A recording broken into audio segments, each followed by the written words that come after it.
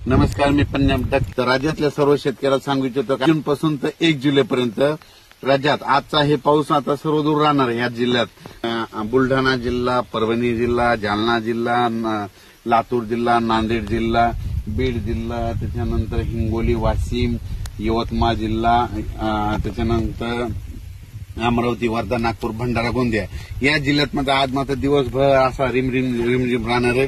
दुपारच्या नंतर एकदा थोडं ऊन पडणार आहे म्हणून हे लक्षात येतं.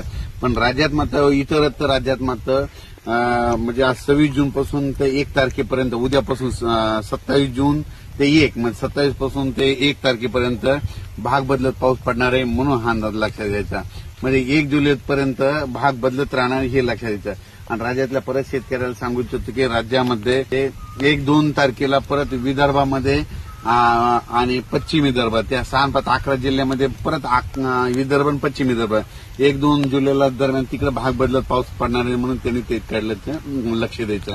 आणि सांगायचं झालं तर आता पंढरपूरची यात्रा कधी म्हणजे 6 तारखेला आहे. तर मग यात्रेकरून सांगू इच्छितो की सोलापूर जिल्ह्यात देखील 5-6 तारखेला 5-7 जुलैला पाऊस येणार आहे म्हणून तुम्ही तुमच्या रावटीची तयारी ठेवायची. आणि आज देखील म्हणजे आज आहे 26 जून आहे. 26-27ला देखील सोलापूर जिल्ह्यात देखील पाऊस येणार आहे. राज्यात देखील ठिकठिकाणी पाऊस पडणार आहे, भाग बदलत पडणार आहे म्हणून हा अंदाज लक्षात द्यायचा. कालपासून पाऊस चालू आहे. म्हणजे काही ठिकाणी रात्री सुरू झाला तर आमच्या इथं रात्री 1 वाजता आला. इकडं हिंगोलीकडे तर रात्री 8 वाजल्यापासून चालू म्हणून हे अंदाज लक्षात द्यायचा. अचानक वातावरणाबद्दल लगेच एक मेसेज दिला जाईल. धन्यवाद.